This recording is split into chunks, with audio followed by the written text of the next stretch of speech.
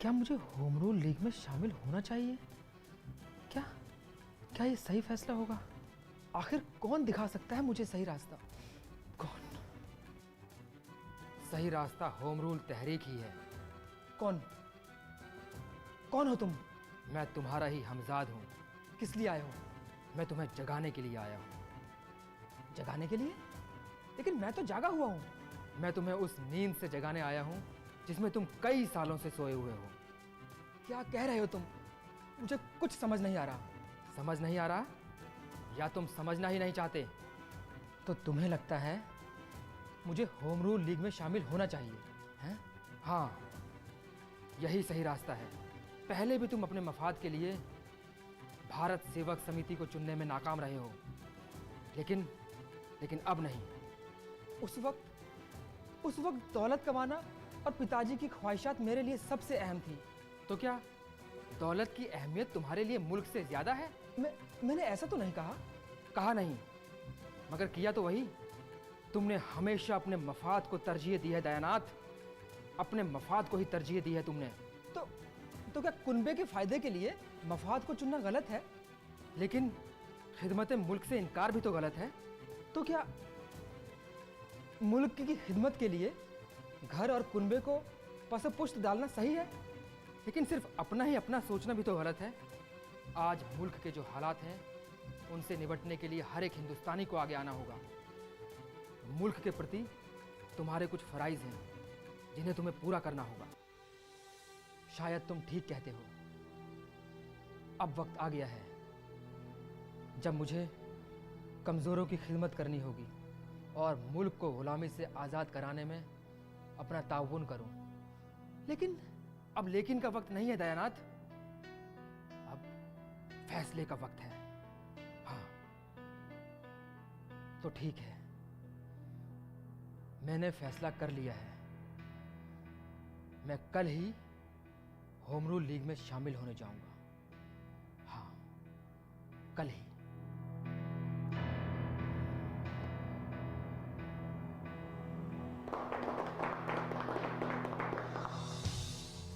मैं आप सभी लोगों का तहे दिल से शुक्रगुजार हूं कि आप सभी ने आज भारी तादाद में आकर इस होम रूल लीग को कामयाब बनाया है और मुझे इस लीग का सेक्रेटरी नियुक्त किया है। मैं आप सभी को यकीन दिलाता हूं कि मैं इस जिम्मेदारी को पूरी ईमानदारी और लगन से निभाऊंगा। मुल्क की खिदमत के लिए मुझसे जो बन पड़ेगा वो मैं करूंगा।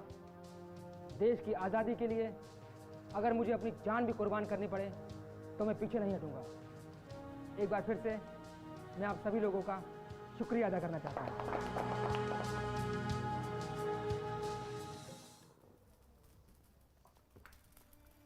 जी नमस्कार।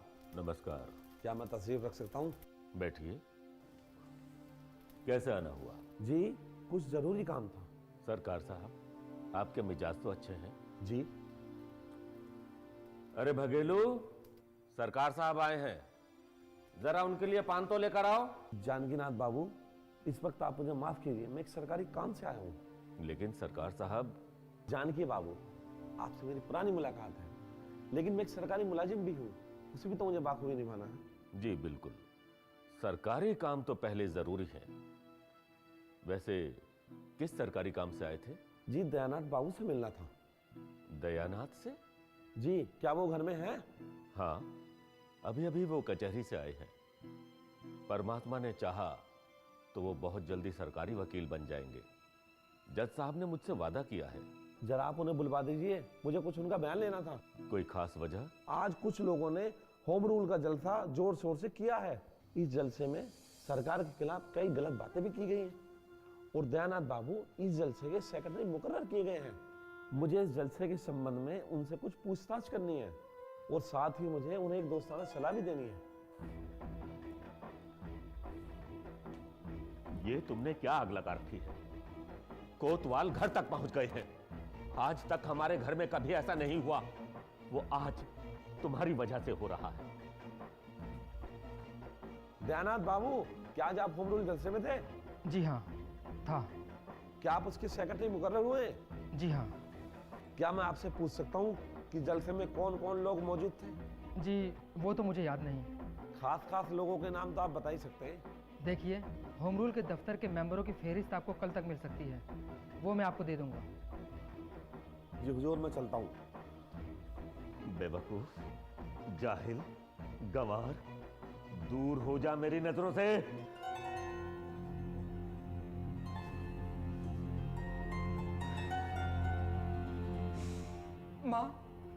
माँ तुम तो अच्छी तरह से जानती हो मैं कुछ भी गलत काम नहीं कर रहा हूँ। मैं जो कुछ भी कर रहा हूँ देश की सेवा के लिए कर रहा हूँ, देश हित में सारे काम कर रहा हूँ। फिर पिताजी और सभी लोग मुझे गलत क्यों समझ रहे हैं माँ? क्यों समझ रहे हैं? अब मैं क्या करूँ माँ? तुम ही बताओ, मैं क्या करूँ? मैं कहाँ जाऊँ माँ? मैं तुम्हें ये कैसे खुराफातें सूझ रही हैं आजकल? अपने आप को ज्यादा अक्लमंद समझते हो? ऐसी कोई बात नहीं है पिताजी। देखो, मैं तुम्हें एक बात आज समझा रहा हूं। धोखा खाओगे धोखा। देखना, वक्त पड़ने पर कोई काम नहीं आएगा। पिताजी सच कह रहा हूं। मैंने ऐसे पता नहीं कितने ही लोग देखे हैं जिन्होंने इस मुल्क पर अपना सब कुछ न्यौछावर किया, लेकिन जब मुकदमे में फंसे तो कोई पैरवी करने नहीं आया। लेकिन वो लोग ऐसे नहीं है पिताजी, और अब तो हालात भी बदल रहे हैं। देखो, मैं तुम्हें पहले भी समझा चुका हूं और फिर समझा रहा हूं। इन कामों से अपना हाथ खींच लो। पिताजी, अब तो मैंने ठान लिया है कि मेरी हर एक सांस, मेरे खून का एक एक कतरा सिर्फ और सिर्फ इस मुल्क के लिए काम आएगा, बस। ओ, मेरे मर जाने के बाद कुछ भी कर लेना, मैं देखने नहीं आऊंगा, लेकिन जब तक मैं जी रहा हूं मुझ पर रहम करो। लेकिन पिताजी, अब तो मुझे लगता है डरने वाली कोई बात नहीं है। मुल्क भर की इस मामले में एक ही राय है। देखो, जो हो गया सो हो गया। अब तुम एक खत लिखकर इस्तीफा दे दो। नहीं पिताजी, नहीं, मैं ऐसा नहीं कर पाऊंगा। इसका मतलब पिता पर बेटे का कोई हक नहीं। पिताजी, आपका मुझ पर पूरा हक है, और इसकी इज्जत करते हुए मैंने आज तक अपने आप को हर सियासी काम से दूर रखा है। लेकिन अब नहीं। अब तो पूरे मुल्क में बेदारी छा रही है, और अगर आज भी हम हाथ पर हाथ धरे बैठे रहे तो ये अपने अहले वतन पर सबसे बड़ा जुल्म होगा पिताजी, सबसे बड़ा जुल्म। ठीक है, जो जी में आए करो। मुझे अब अच्छी तरह पता चल गया है कि मैं अपने बेटे पर किसी प्रकार का कोई भी हक नहीं रखता। पिताजी, हाँ, मैं तुम्हें लास्ट वार्निंग दे रहा हूं। मैं अपने घर में पुलिस नहीं देख सकता। यह मेरी कुव्वते बर्दाश्त से बाहर है। तुम्हें सियासत में हिस्सा लेना है तो शौक से लो, लेकिन मेरे घर से बाहर जाकर। तो ठीक है पिताजी, जैसा आप चाहें। मैं आज ही आपका घर छोड़ देता हूं।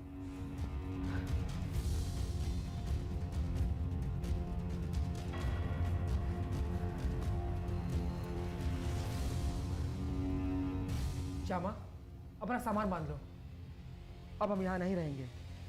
मैं दूसरा मकान देखने जा रहा हूँ, तब तक तुम अपना सामान बांध लो। लेकिन ये तो बताइए, ऐसा क्या हुआ जो पिताजी ने ऐसा कहा? कुछ खास नहीं, बस मैं स्वराज्य सभा के जलसे में गया हुआ था, उसी के बारे में मालूमात करने कोतवाल घर पर आया हुआ था, और पिताजी को इसमें अपनी बेइज्जती महसूस हुई, और उन्होंने मुझसे कह दिया कि होम रूल लीग या घर में से किसी एक को चुनना होगा। तो मुझे होम रूल लीग अपने घर से ज़्यादा महबूब है, और मैं आज की रात भी इस घर में नहीं काट सकता। जब तक मैं वापस आऊँ तुम अपना बोरिया बिस्तर बांध कर रखना। आपको जाना है तो जाइए, मैं नहीं जाऊंगी। क्या तुम मेरे साथ नहीं चल रही? हाँ, मैं नहीं जाऊंगी। श्यामा, ये तुम क्या कह रही हो? तुम मेरे साथ नहीं चलोगी? हाँ, मैं इस घर को छोड़कर नहीं जाऊंगी। तो ठीक है। आज तक मैं कितनी खुशफहमी में जी रहा था।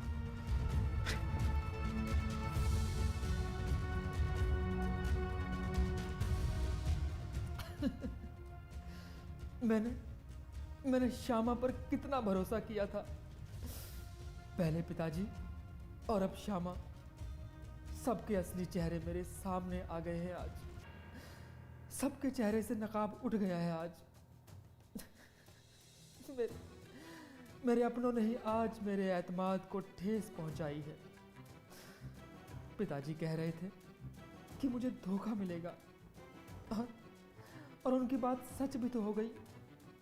मेरे अपनों ने ही मुझे धोखा दे दिया। गैरों के दिए धोखे तो फिर भी बर्दाश्त हो जाते हैं, लेकिन अपनों का धोखा।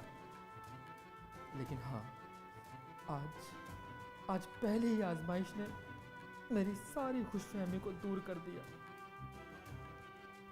राजबाबू, मुझे अपनी लीग के हर एक सदस्य में वही जज्बा चाहिए जो एक क्रांतिकारी में होना चाहिए, तभी हमारा देश आज़ाद हो पाएगा। क्यों? लीजिए, ठीक है, हमारे सदस्य आ गए। आगे सदस्य। पोस्टर तैयार है? राजबाबू, आप जरा देखिए इनका साइज कैसा है, दिखाइए जरा। भारत माता की जय। वंदे मातरम। राजबाबू, अगर ये पोस्टर हमारे नगर के कोने कोने में लग जाएं, तो वो दिन दूर नहीं जब हमारे देश का हर एक नागरिक बोल उठेगा, भारत माता की जय और वंदे मातरम। मैं आपके काम से बहुत खुश हूँ। इन पोस्टरों को नगर के कोने कोने में लगा दीजिए, और हाँ, ये सरकंडे और झंडे भी ले जाइए और हमारे होम रूल लीग के हर एक सदस्य को दे दीजिए। ठीक है? आज़ादी की लड़ाई में उनका पूरा योगदान चाहिए। ठीक है, चलिए, धन्यवाद।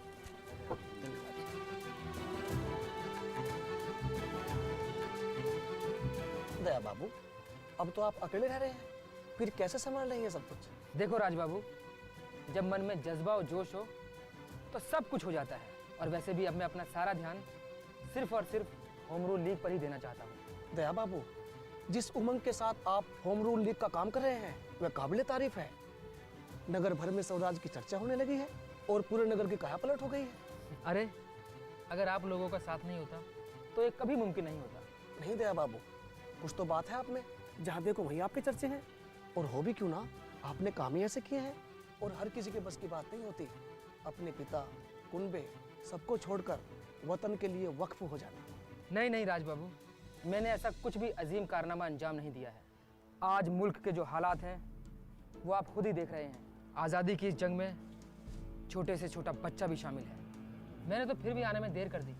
लेकिन वो कहते हैं ना, देर आयद दुरुस्त आयद। आपकी खिदमत मुल्क और होम रूल लीग के तई आपका रुझान देखकर आज की नौजवान नस्ल आपसे बहुत कुछ सीख रही है। ये तो बहुत अच्छी बात है। मुल्क के लिए अगर मेरी जिंदगी का 1% भी काम आए तो ये मेरी जिंदगी की सबसे बड़ी कामयाबी होगी। मैंने अपने दया को घर से सिर्फ इसलिए निकाला कि वो मुल्क का मफाद चाहता था, अपनी जिंदगी को मुल्क पर न्योछावर करना चाहता था। मेरी तरह लामज़हबी और खुदगर्ज नहीं बने रहना चाहता था। मुझे तो इसके लिए अपने नसीब को सराहना चाहिए कि मेरा बेटा इतना लायक है और मैं जाहिल, अहमक। मैंने उसके साथ ये जुल्म किया है। मैं मुल्क का दुश्मन हूं। मैं तो इस लायक भी नहीं कि वो मुझे अपना पिता कह सके। मैंने उसके साथ नाइंसाफी की है। अब मैं खुद जाकर उसे मनाऊंगा और वापस घर लाऊंगा।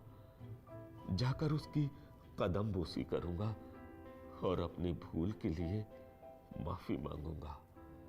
हाँ।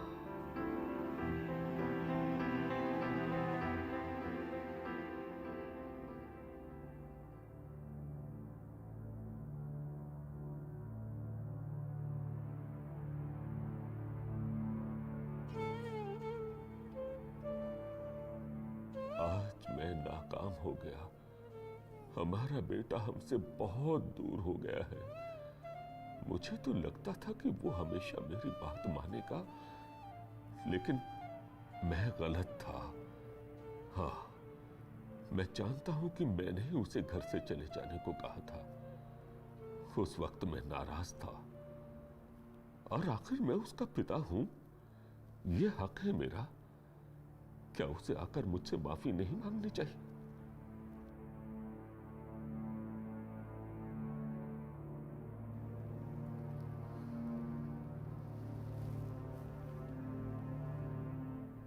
दयामयी, मैंने बहुत बुरा किया अपने दया के साथ। क्या उस वक्त नरमी से काम नहीं ले सकता था मैं?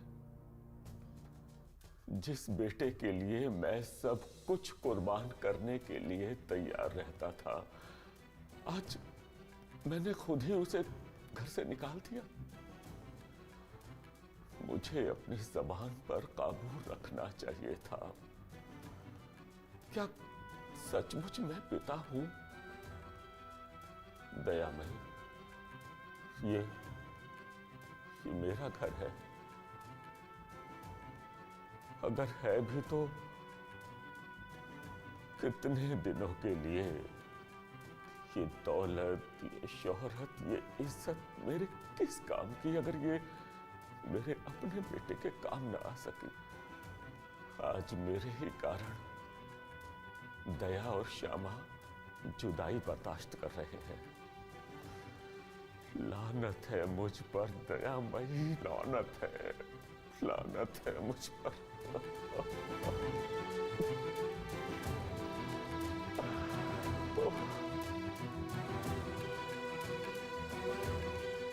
आज कहाँ रह गए पिताजी? वैसे तो बगैर बताए कहीं जाते नहीं, पर आज पता नहीं कब घर से निकल गए। किसी से कुछ कहा भी नहीं। रात भी हो गई है, अभी तक लौटी क्यों नहीं? कहीं किसी दोस्त के यहाँ तो नहीं रुक गए? नहीं, अगर ऐसा होता तो किसी के हाथ इत्तला ज़रूर भिजवा देते। बाबूजी के कमरे में ये खत रखा था। बहू, अब इस दुनिया से मेरी तबीयत बेजार हो चुकी है। मैं इस दुनिया से किनारा कशी इख्तियार कर रहा हूँ।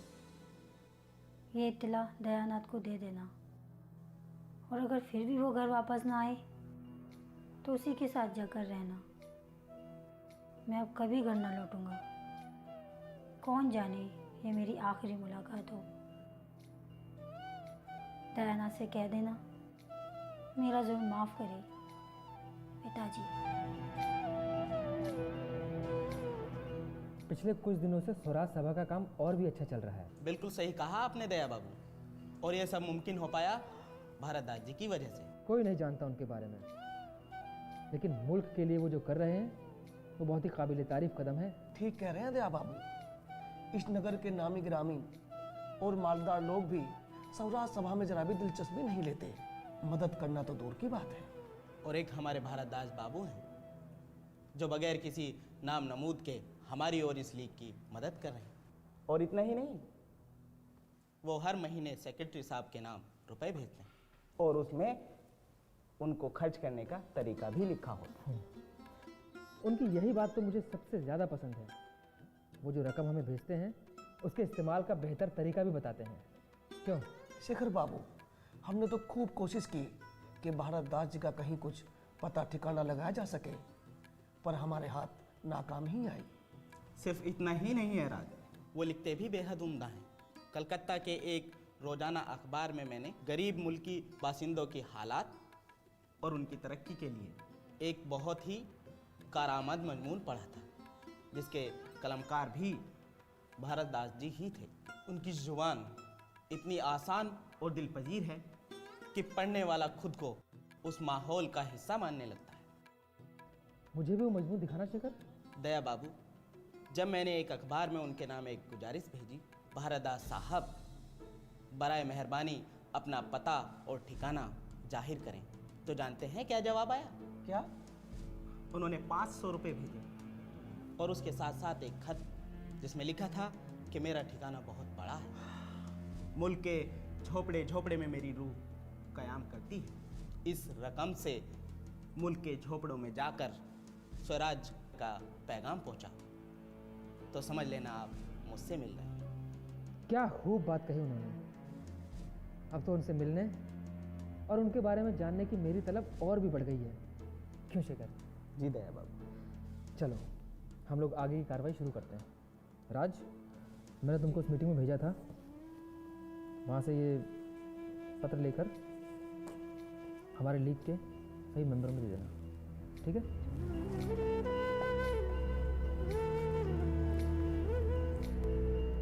पिताजी की कोई नहीं, कहाँ कहाँ नहीं ढूंढा उन्हें। जहाँ कहीं भी उनके जाने की उम्मीद थी, उन सभी जगह पिताजी को देख लिया, लेकिन पिताजी का कहीं भी पता नहीं चल पाया। आप फिक्र मत कीजिए, पिताजी जल्दी ही लौट आएंगे। इस सब का जिम्मेदार मैं हूँ श्यामा, सिर्फ मैं। काश मैंने पिताजी को समझने की कोशिश की होती तो आज पिताजी हमारे साथ होते। मैं खुद को इसके लिए कभी माफ नहीं कर पाऊंगा श्यामा, कभी नहीं। इसमें किसी की गलती नहीं है, ये सब तो हालात का कसूर है। उस वक्त हालात भी कुछ ऐसे थे, उन पर किसी का काबू नहीं था। मैं नहीं जानता था श्यामा, मुझे एक छोटी सी गलती की इतनी बड़ी सजा मिलेगी। मैं नहीं जानता था। देखना सब ठीक हो जाएगा, पिताजी लौट आएंगे। मेरी कुछ समझ नहीं आ रहा श्यामा, शायद सब ठीक हो जाए। श्यामा, शायद सब ठीक हो जाए। पता नहीं बाबूजी कहाँ होंगे, किन हालातों में होंगे। बाबूजी। हम लोग तिलक महाराज को दावत तो दे आए हैं, लेकिन उनके लिए रहने का इंतजाम अभी तक नहीं हो पा रहा है। दया बाबू, नगर के सभी लोग उन्हें अपने यहाँ ठहराने से डरे हुए हैं। आज पूरा दिन हो गया हमें नगर में भटकते हुए। किस किस से इल्तिजा नहीं की हमने, लेकिन कोई भी लोकमान्य तिलक को अपने घर पर ठहराने के लिए तैयार नहीं है। ना तो कोई साफ साफ इनकार कर रहा है और ना ही हाँ भी भर रहा है। और आज हर किसी के पास कोई ना कोई बहाना तैयार है। वतन परस्त और वतन परस्ती का दावा तो हर कोई कर रहा है, लेकिन जब वतन परस्ती दिखाने का वक्त है तो बहानों की लंबी कतार लगा दी जाती है। किसी के यहाँ कोई मेहमान आया हुआ है तो कोई बीमार है। दया बाबू, आप तिलक महाराज के रहने की फिक्र छोड़ दीजिए, उनके रहने का इंतजाम हो गया है। अरे वाह, ये तो तुमने बहुत अच्छी खबर सुनाई राज, तुमने तो हमारी फिक्र दूर कर दी। अभी कहाँ दया बाबू, अभी तो तिलक महाराज की तकरीर के लिए जगह का इंतजाम करना बाकी है। हाँ, और ये तो और भी मुश्किल काम है। शेखर, तुम मेरे साथ चलो, हम लोगों को तकरीर के लिए जगह का बंदोबस्त करना है। चलो। जी दया बाबू।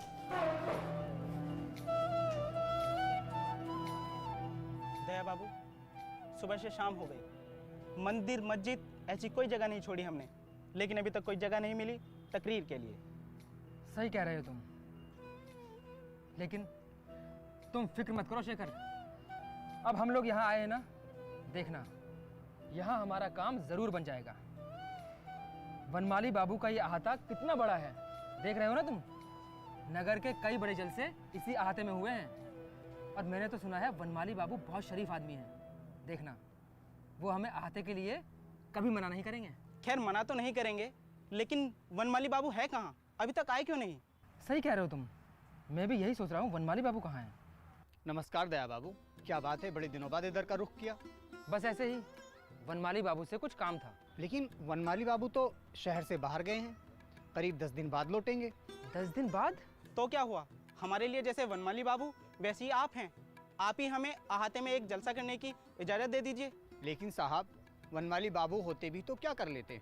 क्या मतलब? मतलब ये कि वनमाली बाबू ने ये अहाता 15 दिन पहले किसी को बेच दिया है। क्या? किसने खरीदा? ठीक ठीक तो बाबू साहब ही जाने, लेकिन इतना मालूम है कि वो इलाहाबाद के रहने वाले हैं। इलाहाबाद से? अब क्या होगा दया बाबू, अब तो ये जगह भी अपने हाथ से गई। खत? नमस्ते शेखर, आखिर ऐसा क्या है इस खत में?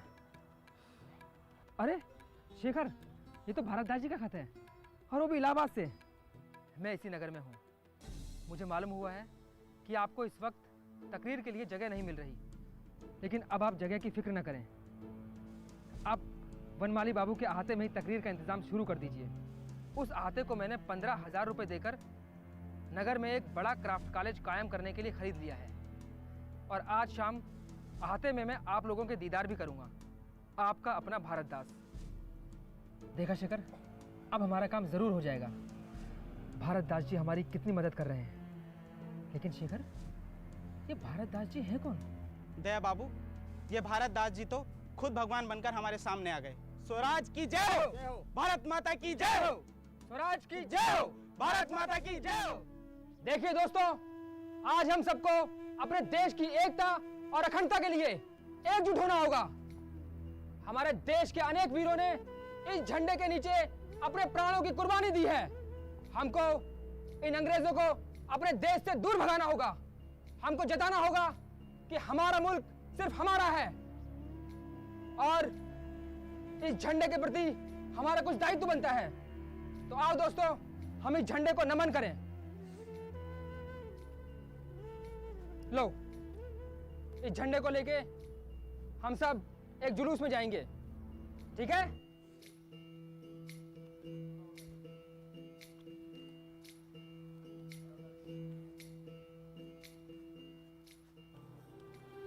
और दोस्तों, हमारे बीच थोड़ी ही देर में भारत दास जी आने वाले हैं।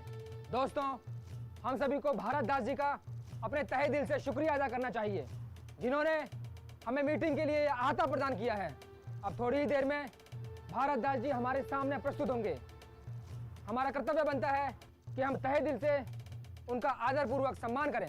भारत माता की जय! भारत माता की जय! भारत माता की जय! वंदे मातरम! वंदे मातरम! वंदे मातरम! वंदे मातरम! वंदे मातरम! वंदे मातरम! वंदे मातरम! अरे ये तो लाला जानकीनाथ हैं।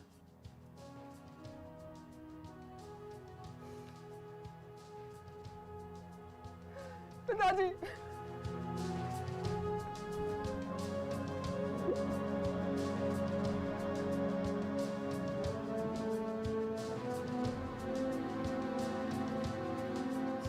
आयुष्मान भव बेटे, ईश्वर तुझे तेरे मिशन में कामयाब करे। पिताजी।